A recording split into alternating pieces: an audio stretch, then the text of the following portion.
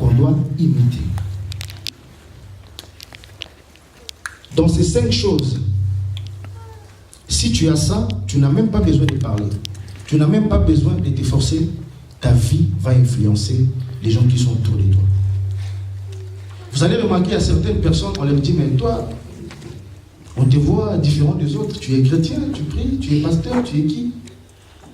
Et sur la parole, on va voir que la Bible nous dit, on va aborder le premier point qui est sur la parole. Qu'est-ce que la Bible nous dit? Dans Colossiens, chapitre 4, verset 6.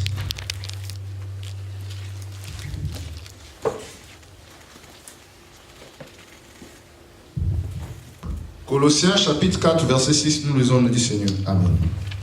Que votre parole soit toujours accompagnée de grâce. Que votre parole soit toujours accompagnée de grâce. Assaisonnée de sel, afin que vous sachiez comment il faut répondre à chacun.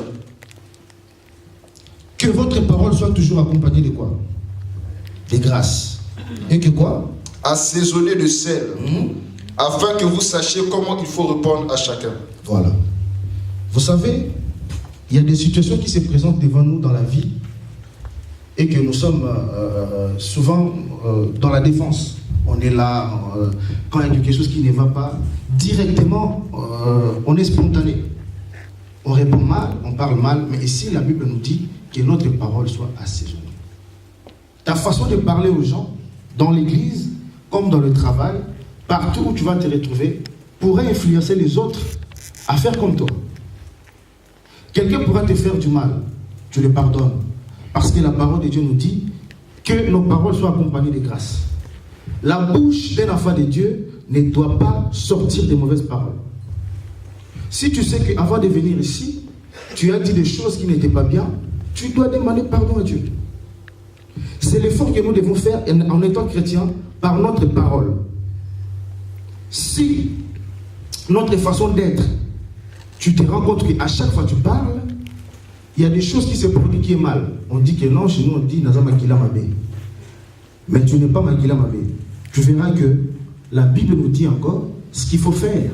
Si tu n'arrives pas à parler, au cas où par exemple quelqu'un te blesse, tu parles mal directement. On va écouter ce qu'encore la Bible nous dit. Si on est dans ces cas, on va lire le verset de Jacques, chapitre 1, 19 à 20. On va écouter ce que Dieu nous dit. Si tu sais qu'à chaque fois que tu parles, ça produit des dégâts. Nous sommes toujours sur le premier point qui est la parole.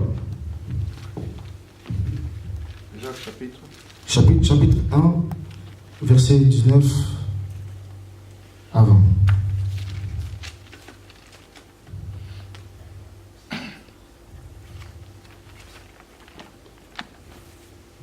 Donc nous lisons la parole de Dieu dans le livre de Jacques chapitre 1, verset 19 à 20.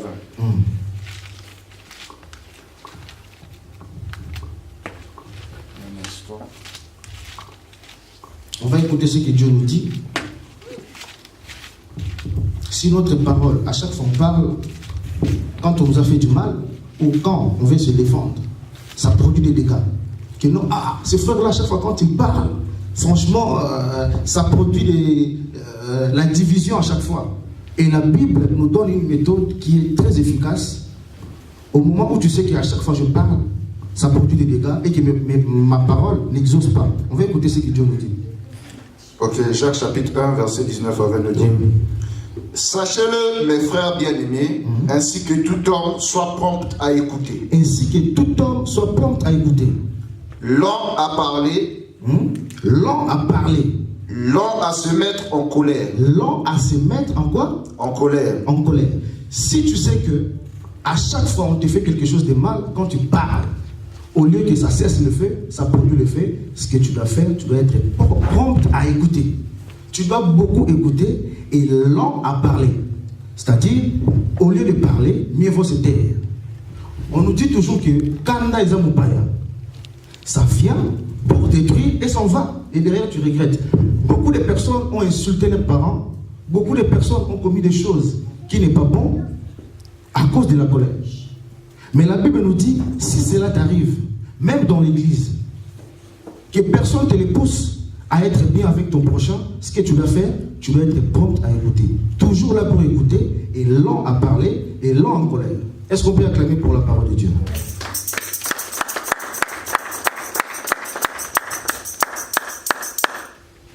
Et je vais passer au second point qui est sur la conduite. Je vais nous poser une question. Entre nous, en étant jeunes, comment comportons-nous devant Dieu? Comment nous sommes en train de se comporter, même dans nos entourages, par rapport à la conduite, dans ton travail? Peut-être Bachao déjà cas, que non, lui là, on ne touche pas. Alors, comment pourrais-tu influencer? Comment pourrais-tu pousser les gens qui sont autour de toi, même ici à l'église, à se comporter comme un chrétien, à venir vers Christ, si ta façon de faire les choses ne rend pas la gloire à Dieu? On va lire un verset qui va nous faire du bien. Sur 1 Pierre, chapitre 2, verset 12. On va voir ce que Dieu nous dit. Même si tu es au milieu des païens, tu dois t'abstenir. Tu es là où règnent les choses mondaines. Tu dois faire la différence. Pour que ta vie puisse être un témoignage pour les autres. 1 Pierre chapitre 2, verset 12, nous lisons le dictionnaire. Oui. Ayez au milieu des païens une bonne conduite. Ayez au milieu de qui une bonne conduite? Des païens. Des païens. C'est-à-dire, la Bible ne nous sépare pas avec des païens. Car la lumière ne brille pas là où il y a la lumière. Comme disait notre sœur, la lumière brille là où il y a l'obscurité. Donc, quand tu vas te retrouver au milieu des païens, ce n'est pas seulement que non, en leur prêchant la parole. Tu dois te prendre en charge comme en étant jeune, et que même ici à l'église, ta façon de faire les choses, parce qu'il y a des gens qui viennent à l'église, peut-être pour la première fois, il n'a jamais donné sa vie à Jésus. Ta façon de faire les choses. Imagine, ça tombe que non, on te voit quelque part. C'est ce que nous oublions. On dit que non, après, ouais, moi je ne cache rien, je ne suis pas une hypocrite. Si je bois l'alcool, tout le monde le voit. Tu sais combien de personnes tu vas faire pécher si on te voit, tous les jours tu viens à l'église, mais tu bois de l'alcool. Vous voyez? Et si Dieu nous dit, continue mon frère, recommence encore au début. Verset 12, oui. Ayez au milieu des païens une bonne conduite. Ayez au milieu des païens une bonne conduite. Vous partez dans une fête, on vous sert à boire. Dans la table, il y a des boissons alcooliques. Mais toi, on doit avoir les boissons non alcooliques. Nous voulons la différence, que Dieu fasse la différence, mais nous-mêmes, nous ne faisons pas la différence. Amen. Vous voyez? Et après, on dira, non, tu nous as dit, on verra la différence entre ceux qui te servent et ceux qui ne te servent pas. Mais comment toi, tu ne crées pas la différence avec les gens que tu sais, que Nege Bazawa, Bango Bazawa Nzambede, au quotidien, on continue mon frère. Donc, voilà. Afin que là même où ils vous calomnient, comme si vous étiez des malfaiteurs, là où on vous calomnie, comme si vous étiez des malfaiteurs, ils remarquent vos bonnes œuvres. Ils remarquent vos bonnes œuvres. Et glorifient Dieu au jour où il les visitera. Ah, est-ce qu'on peut acclamer encore pour la parole de Dieu? Amen. Amen. Cela veut dire que même si on te calomnie, ne réponds pas. Ne sois pas à la défense. Comme la parole de Dieu avait dit à un serviteur, assieds-toi à ma droite pour que je fasse de tes ennemis ton marchepied. Mais toi, tu es toujours dans la défense. Comment Dieu pourra faire de tes ennemis ton marchepied? Si tu ne t'assois pas, si tu ne restes pas à côté de Dieu, quand tu te lèves, tu dis que je suis un guerrier, je vais me battre, tu dis à Dieu de se taire, de s'asseoir. Mais quand tu restes à côté de Dieu, tu es autour des païens, même si on te calomnie, ne sois pas dans la défense. Sois prompt à écouter. Et lent en colère, et lent pour parler. Que Dieu nous bénisse. Amen. Et par rapport à ce que nous voyons dans la jeunesse, tu as un ami qui commet de l'impudicité. Et toi, comment tu auras le pouvoir ou la force de lui dire de ne pas faire ça, ce n'est pas bien. Si toi-même, on te voit encore avec des chéris.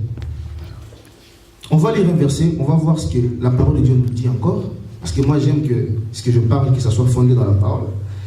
Et on verra un homme dans la Bible ce qu'il dit pour son corps. Et la Bible déclare qu'Élie était homme de même nature que nous. Et ici, c'était Paul qui nous disait. On peut lire un verset sur 1 Corinthiens chapitre 9, verset 21.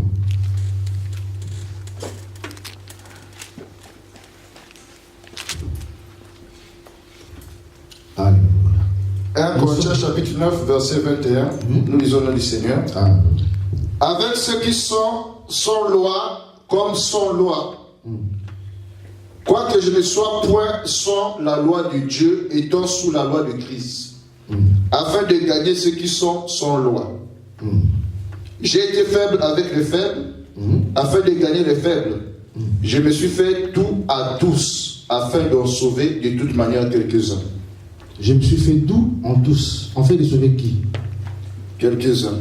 Ça c'est 1 Corinthiens chapitre 9, 27. 27, désolé. Verset 27 nous dit, 1 Corinthiens chapitre 9, verset 27 nous dit, mais je traite durement mon corps. Mais je traite durement mon corps, cela veut dire que notre corps a ses besoins. On y va. Et je le tiens assujetti. Et je le tiens assujetti.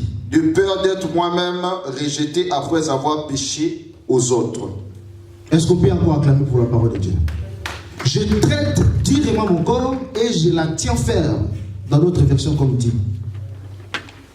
Vous savez, si on se laisse aller comme nos proches qui n'ont jamais donné leur vie à Dieu, ou même comme certains chrétiens qui sont là, ils ont donné leur vie à Dieu, mais ils sont un pied dedans, un pied dehors, tu n'auras pas le pouvoir de les attirer vers le Christ si toi-même tu demeures dans ce péché-là. Si ta vie n'enseigne personne, sache-le, ce que tu diras n'aura pas de fait. Tu seras comme une hypocrite. Amen. Que notre parole, notre conduite doit être des exemples pour les autres. Ici à l'église, on ne doit pas être derrière les gens en disant il faut fuir les péchés, il faut faire ceci, il faut faire cela. Tu peux te retrouver au milieu des hommes. On voit les gens en train de commettre. Tu sais, moi un jour, c'est pas pour me vanter, mais c'est un témoignage. On était en train de débattre, de discuter sur un verset, les gens parlaient. Et quand j'ai pris la parole, j'ai parlé, j'ai sorti un verset. Tout le monde m'a demandé, tu pries où? Et si ils n'étaient pas convertis, j'allais les emmener ici. C'est-à-dire, notre façon de faire les choses, notre façon de réfléchir, notre façon de parler, notre façon de se conduire pourrait influencer les autres. Amen. Ne soyons pas des hommes qui parlent par bouche seulement, mais commettons des actes. On passe par le second point. Sur la charité. La charité, l'amour du prochain. Aujourd'hui, nous sommes en train de vivre dans l'église que chacun veut son intérêt. Il n'y a plus l'amour du prochain. Tu pousseras l'autre à t'aimer dans l'amour de Dieu, bien sûr, je précise, si toi tu l'aimes. Même si la personne te montre que je ne t'aime pas, te dit que non, celui-là, quand je le vois, ça m'insupporte. Bien-aimé, toi, sois là pour la supporter, en fait de l'enseigner. On va lire un verset qui va nous faire bien. Dans Colossiens chapitre 13, verset 14. Colossiens? Oui. Chapitre 13, 14, oui. Colossiens chapitre combien? 3, verset 14, pardon. Colossiens chapitre 3, verset 14, disons le Seigneur. Mais par-dessus toutes ces choses, revêtez-vous de la charité, qui est le lien de la perfection. La charité qui est le lieu de quoi? La perfection. Pendant que je vais parler, tu peux déjà chercher à nous prendre Marc 12, 37. Jésus-Christ nous recommande la charité. Nous devons nous aimer les uns les autres par l'amour de Dieu. C'est-à-dire, si tu vois ton frère souffre, qu'est-ce que tu dois faire? Tu dois l'aider. Et même si tu vois que la personne t'envoie des messages avec une colère, il fait les choses juste pour te détruire, montre-lui l'amour. La parole de Dieu nous dit l'amour couvre la multitude des fautes. Amen.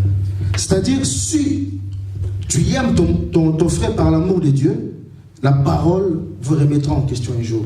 Si lui, il est inconscient, toi, applique l'amour. Ta façon de faire les choses, ta façon de se comporter avec lui poussera à revenir vers toi en disant « Excuse-moi mon frère, excuse-moi ma soeur, ce que j'avais fait c'était injuste contre toi. » On avance dans Marc chapitre 12, verset 31. Verset 31, nous lisons le Seigneur. Oui. Voici le second. Tu aimeras ton prochain comme toi-même. Tu aimeras ton prochain comme toi-même. Il n'y a pas d'autre commandement plus grand que cela. Ah, ça c'est parmi les commandements que Dieu nous a donnés. Amen. Tu aimeras ton prochain comme qui? Toi-même. Est-ce que toi tu peux te gifler toi-même? Non, entre nous. Est-ce que toi tu peux te dire, bon, je vais m'empoisonner moi-même, au moins que tu sois, comme on voit ici, les gens qui se suicident. Mais nous les enfants de Dieu, si tu te suicides, tu pars en enfer, direct tout droit en enfer. Donc nous sommes condamnés à ne pas le faire. Amen. Et ici, Dieu nous dit, voici le second, le deuxième commandement. Tu aimeras ton prochain comme toi-même. Et il ajoute, il n'y a pas d'autre commandement plus grand que cela. Amen. S'il n'y a pas l'amour, l'église est par terre. S'il n'y a pas l'amour, la jeunesse est par terre. Je répète, l'amour n'est pas s'appeler 2 heures au téléphone, c'est parler. Non. L'amour n'est pas tu veux manger quoi? Non, c'est pas ça. C'est-à-dire supporter l'autre. Même si tu fais mal, oui, il y a la colère. Tout à l'heure, je dis, soyez prompt à écouter. Beaucoup écouter et moins parler et moins en colère. Donc, cela veut dire que tu dois aimer ton prochain comme toi-même. Si tu arrives dans cette dimension, Dieu sera content pour toi. Amen. Le temps nous fait des fois, j'ai pas mal de versets à nous dire par rapport à cela, mais on passe au second point, l'avant-dernier d'ailleurs, qui est sur la foi. Ah, ça, c'est inévitable. Qu'est-ce que Dieu nous dit? Tu sais, tu ne pourras pas influencer quelqu'un à croire à Dieu si toi-même tu n'as pas la foi. Est-ce que je me suis fait comprendre? Tu ne pourras pas influencer les gens à croire à Jésus si ta foi ne les impacte pas. Vous êtes dans une situation très compliquée. Toi, tu dis non. Si vous ne croyez pas, moi je crois à un Dieu qui est là-haut, qui pourra faire quelque chose. Et quand les miracles vont s'opérer, vous savez ce que ces gens-là vont se dire? Ils vont commencer même à te traiter de je ne sais pas quoi, comme on a traité Jésus. Il faut que notre foi puisse impacter notre entourage. Nous devons être des jeunes de foi. Nous ne devons pas être des personnes qui sont là, qui disent que je suis chrétien, mais qui n'a pas la foi en Jésus. Là, la foi, en question que je suis en train de parler, ce n'est pas que la foi pour toi-même. C'est-à-dire que tu dois mettre même la foi pour les problèmes des autres. Ton frère a un problème. Qu'est-ce que tu dois faire? Tu l'appelles, mon frère, je sais que tu as un problème, mais on va prier pour ça. S'il faut gêner, on gêne pour ça. Et ça rejoint encore l'amour du prochain. L'amour ne se caractérise pas seulement dans le matériel, même dans le spirituel. On a des hommes extérieurs et intérieurs. De la même manière que l'homme extérieur se nourrit, grandit, et intérieur aussi. Amen. Et si tu vois que ton frère est dans les chutes, tu le vois chuter, qu'est-ce que tu dois faire? Tu dois les relever. La Bible nous recommande encore que les forts doivent soutenir les faibles. Donnez-moi un amen. Amen. On va lire un verset qui va nous faire du bien sur la foi. On va prendre Matthieu. Non, avant de prendre Matthieu plutôt, on va prendre Matthieu